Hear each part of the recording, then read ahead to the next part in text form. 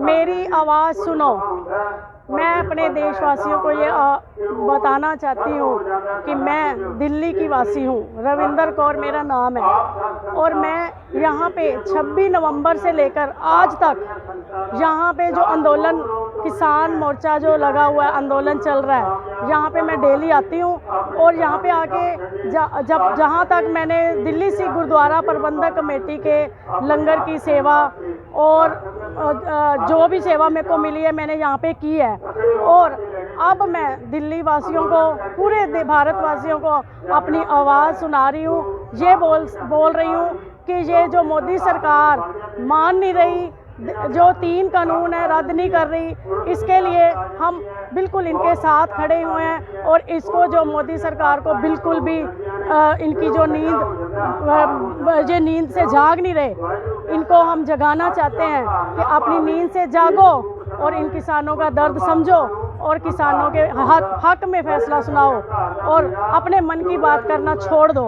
अब आपके मन की बात नहीं चलेगी, ये मन की बात चलेगी, किसानों की, जनता की बात चलेगी। और मैं ये पूरे देशवासियों को भी कहना चाहती हूँ, आप पूरा देश इनके हक में खड़े हो और इनके साथ मोढे के साथ मोढा जोड़ के खड़े रहना हमारा फ़र्ज़ भी है। और हमें ये मोर्चे ने, आंदोलन ने ये सिखाया है कि हम अपने हक के लिए लड़ सकते हैं। बहुत दबे हैं सरकारों से, हम अब नहीं दबेंगे। और इन सरकारों ने जो नोटबंदियां की, अपनी मर्जी की, और इन्होंने काला धन, जो इन्होंने काले धन के नाम पे पैसा एड़ा है लोगों से, ये इनकी मर्जी चली है, अब इनकी मर्जी नहीं चलेगी। और मैं फिर दोबारा से मोदी सरकार को प्यार से भी कह रहे हैं और हाथ जोड़ के बेनती भी कर रहे हैं कि मोदी सरकार जाग जाओ, आपको शर्म आनी चाहिए। इतने किसान रोड पे पड़े हैं जिनके महल माड़ियाँ, और तुम अपने घरों में आराम कर रहे हो, इतना आराम कर रहे हो। आपको शर्म आनी चाहिए मोदी सरकार कि आप अडानी और अंबानी के हाथों में बिक चुके हो। आपने ये सोचा नहीं है, अपने सरकार बना के आपने लोगों को लूटा है, आपने ईवीएम में घोटाले करके। अब की बार तुम आके देख लेना, हम मान जाएंगे कि तुम आ सकते हो कि नहीं आ सकते। बिल्कुल नहीं आओगे तुम, ये जनता आपको बिल्कुल सपोर्ट नहीं करेगी, क्योंकि आपने जनता के बारे में कुछ नहीं सोचा। छोटे छोटे बच्चे शहीद हो गए हैं सड़कों पे, हमारे बुजुर्ग शहीद हो गए हैं और हमारे बच्चे छोटे छोटे अभी भी सड़कों पे पड़े हैं। पूरी सर्दी निकाल दी है, गर्मी भी निकाल देंगे, इनको कोई फ़र्क नहीं पड़ेगा। तुम्हें ही फ़र्क पड़ेगा, तुम्हारी सरकार अब गिरा के छोड़ेंगे और गिर के रहेगी। अब तुम्हारी सरकार आने वाली नहीं है। ये मेरी आवाज़ है, हम दिल से बोल रहे हैं, हमारी दिल से आवाज़ है। मोदी सरकार, आपको ये 3 कानून रद्द करने हैं और करने ही पड़ेंगे। और पूरा देश इनके साथ है और हम भी इनके साथ हैं। बस मैं इतना ही कहकर फिर दोबारा से मोदी सरकार को अपील भी करती हूँ, बेनती भी करती हूँ प्यार से भी, कि आपको मानना ही पड़ेगा। आप मान जाओ, इनके हक में फैसला सुनाओ, ये अपने अपने घरों में खुशी से जाएं। ये अडानी, अंबानी, अमित शाह, ये जो सब आपके साथ मिले हुए हैं, इनके चक्रों में मत आओ।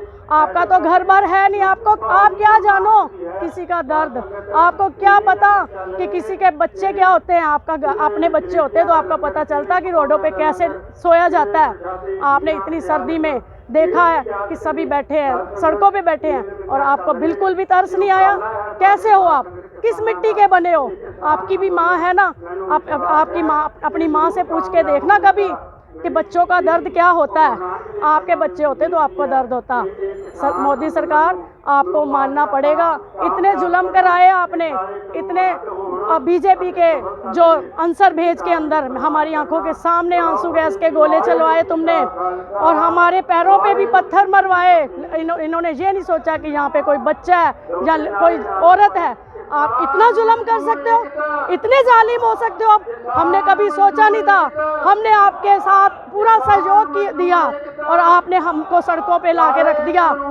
ये जो मिट्टी है, ये जो देश की मिट्टी है ना, ये हमारी माँ है, धरती हमारी माँ है। हम इस धरती को बिकने नहीं देंगे। हम अपने कानूनों को रद्द करवा के छोड़ेंगे। और फिर दोबारा से मैं आपको कहती हूँ, मोदी सरकार, आपको झुकना है, झुकना ही पड़ेगा। अब ये सारे हिंदू, मुस्लिम, सिख, ईसाई सब एकजुट हो गए हैं। अब तुम्हारी ईंट के साथ ईंट बजा के छोड़ेंगे। इतना कहते हुए मैं धन्यवाद करती हूँ और भारत माता की जय, किसान एकता जिंदाबाद।